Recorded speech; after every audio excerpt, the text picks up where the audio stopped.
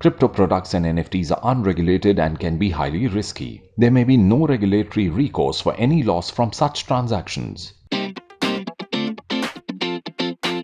दोस्तों NFTs यानी कि नॉन फंजिबल टोकन्स बड़े सालों से उपलब्ध थे, पर उनको प्रसिद्धि 2020 के अंत में जाके और 2021 के जो शुरुआती दौर था तभी जाके मिली। असली नाम और शोहरत तो उनको तब हासिल हुई जब क्रिस्टी के बीपल आर्ट का ऑक्शन हुआ $69 मिलियन के लिए, जो कि करीब 536 करोड़ रुपए के आसपास है। और इसी के साथ साथ जब क्रिप्टो पंक्स, जिनको एक बारी में फ्री में ट्रेड किया जाता था, उनकी मिलियंस ऑफ डॉलर्स में बिक्री होने लगी, तब ये सब होने के बाद एक लहर सी आई डिजिटल एसेट्स के सेल्स की, जो कि बड़े सारे थे मात्रा में, पर उतने इंप्रेसिव से नहीं थे। और उसके बाद आए NFT टोकन्स, जो कि एक कई मिलियन डॉलर्स में थे कीमत में। अब तक NFT टोकन्स के जो भाई यूज केस थे ना, वो digital art, sports memorabilia, gaming और इन्हीं सब चीजों तक लिमिटेड थे। और कई बार ये जो NFT रूपी बुलबुला है ना, ये भाई फटा जरूर है। पर अब 2022 में NFTs का एकमात्र उपयोग सिर्फ ऐसे महंगे JPEGs के तौर पे नहीं हो रहा है, जिनको सिर्फ ट्विटर पे प्रोफाइल पिक्चर के तौर पे इस्तेमाल किया जाए। अभी हाल ही में NFTs के लिए एक नया इस्तेमाल सामने आया है डिसेंट्रलाइज्ड फाइनेंस की दुनिया में, जिसका नाम है NFT लेंडिंग। इसके तहत लोग अपने NFTs को गिरवी रख सकते हैं क्रिप्टो एसेट्स के बदले में। और भाई आजकल ये जो NFT लेंडिंग का पूरा कारोबार है ना, बड़ी तेजी से ऊपर जा रहा है।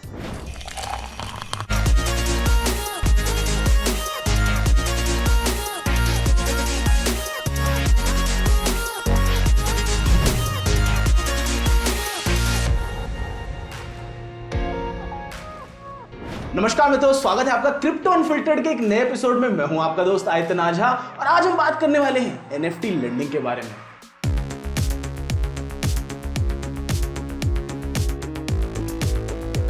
भले ही दाम जो है वो गिरते जा रहे हैं सारी क्रिप्टो मार्केट्स में, पर जो NFTs का उपयोग तेजी से बढ़ते जा रहा है, भले ही वो फैंटेसी स्पोर्ट्स में हो या सोशल क्लब्स में हो।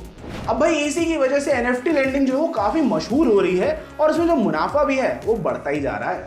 NFTs के बारे में ज्यादातर ये सोचा जाता है कि भाई ये एक तरह के आर्ट वर्क ही है, पर भाई ऐसा नहीं है ना। नॉन फंजिबल टोकन भी तो टोकन ही हुआ, और अगर वो टोकन है तो उसको ब्लॉकचेन पे ट्रेड किया जा सकता है और उसको स्मार्ट कॉन्ट्रैक्ट्स के साथ भी इस्तेमाल किया जा सकता है।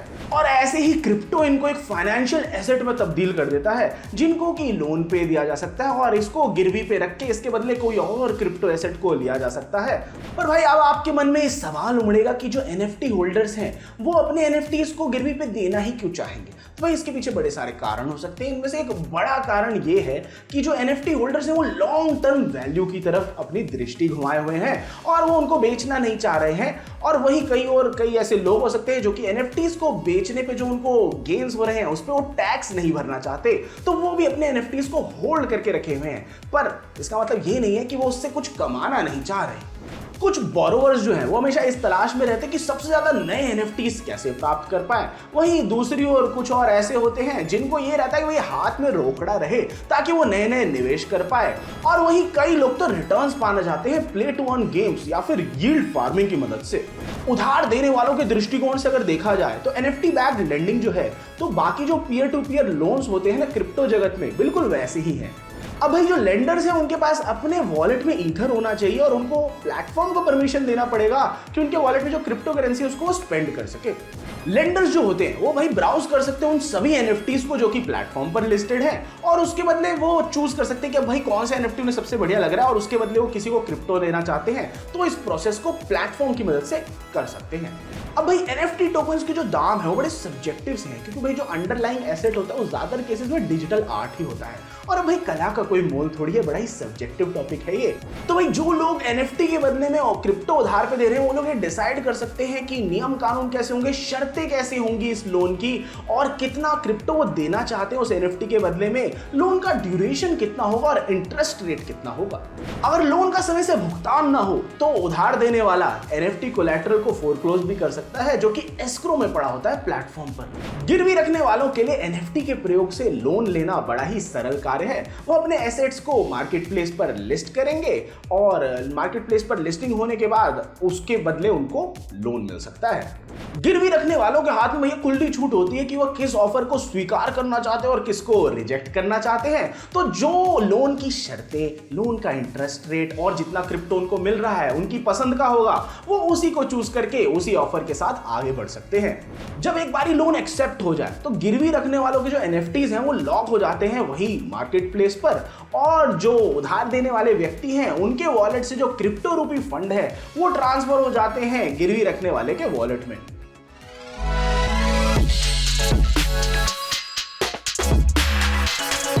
दोस्तों, रशिया ने एक सैन्य आक्रमण किया था यूक्रेन पर फरवरी के महीने में, और वो बड़े ही लंबे समय से चला आ रहा है और काफी सारे लंबे समय से चली आ रही जियोपॉलिटिकल टेंशंस के कारण ये हुआ था।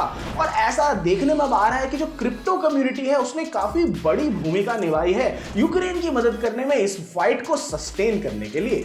स्विट्जरलैंड की सरकार ने अभी हाल ही में घोषित किया है कि वो कड़े कदम उठाएंगे क्रिप्टो एसेट्स को फ्रीज करने के लिए जो कि रशियन नेशनल्स या फिर रशियन उद्योगों द्वारा होल्ड किए गए हों और उनकी सीमा के भीतर हो।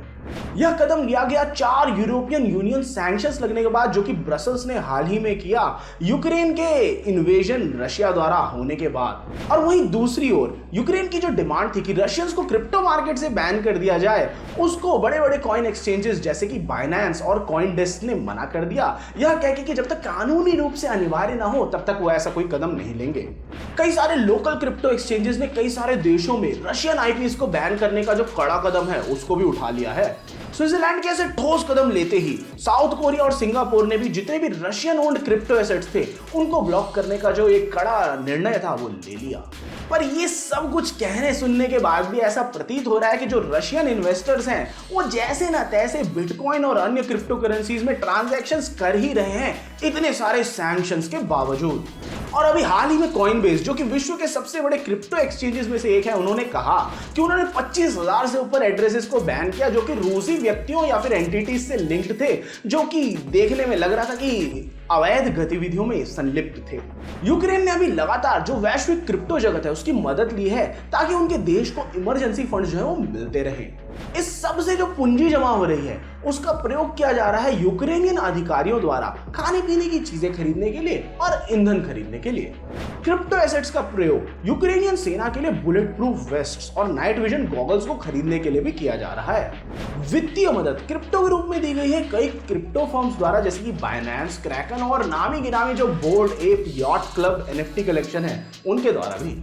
वहीं दूसरी ओर नियम कानूनों की बात की जाए तो यूरोपियन यूनियन पार्लियामेंट ने अभी एक नया फ्रेमवर्क बनाया जिसके लिए वो वोट करने वाले हैं, जो कि proof of work consensus method से हो रही क्रिप्टो माइनिंग की जो दिक्कतें हैं उनको सबको एड्रेस करने के बाद एक प्रॉपर गवर्नेंस फ्रेमवर्क बना सके इन्हीं सारे क्रिप्टो रिलेटेड लॉज के लिए। और हाल ही में यूएई के प्रधानमंत्री शेख मोहम्मद बिन राशिद अल मक्तूम ने एक नया कानून साइन किया है जिससे कि वर्चुअल एसेट्स की जो गवर्नेंस है उसमें थोड़ी और देखरेख की जा सके। उन्होंने एक नए गुट की भी फॉर्मेशन करी है जिसका नाम है वरा, जो कि इन्हीं सब चीजों को देखेगी।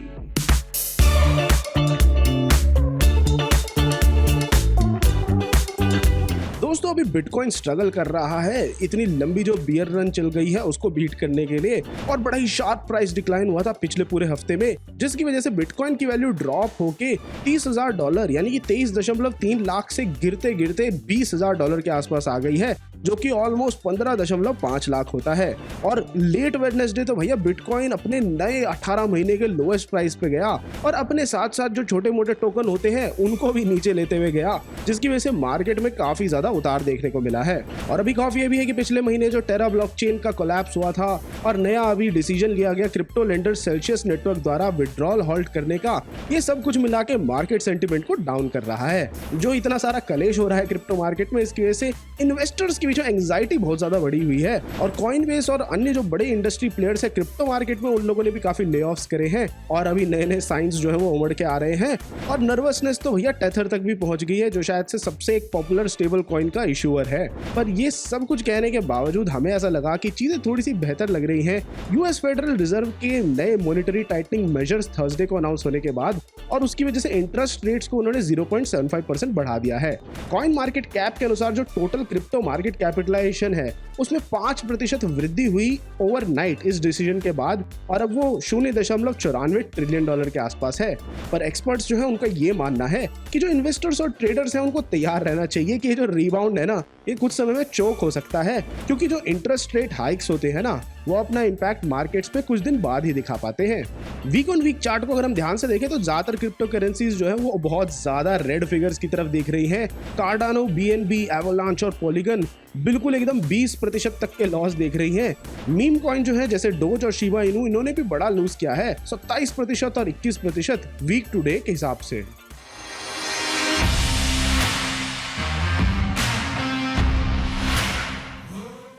दोस्तों जो ओवरऑल मार्केट है वो ऊपर गई 6.93% पिछले 24 घंटों में। इथेरियम जो है वो 5.68% ऊपर उठा। बिटकॉइन ने भी थोड़ी बहुत वैल्यू रीगेन करी और 3.02% वो बढ़ा। शीप जो है वो 4.31% बढ़ा, और ऐसे ही सोलाना ने भी अपनी थोड़ी बहुत बढ़त देखी 12.07% पे। अगर आप शुरुआत करना चाहते हैं अपने क्रिप्टो के सफर की, ट्रेड करना चाहते हैं क्रिप्टो में या जानना चाहते हैं क्रिप्टो के बारे में थोड़ा और, तो आज ही डाउनलोड कीजिए कॉइनस्विच ऐप को, जिसका लिंक हमने दे रखा है नीचे डिस्क्रिप्शन में। तो दोस्तों आज के क्रिप्टो अनफिल्टर्ड एपिसोड के इतना ही। आशा करता हूं आपको एनएफटी लेंडिंग का जो ये बड़ा कंसेप्ट है सही से समझ में आया। अगर आपके कोई डाउट्स हैं या कोई दिक्कतें हैं तो मुझे बताइए कमेंट सेक्शन में, और मैं आपसे मिलता हूं अगले एपिसोड में। Crypto products and NFTs are unregulated and can be highly risky. There may be no regulatory recourse for any loss from such transactions.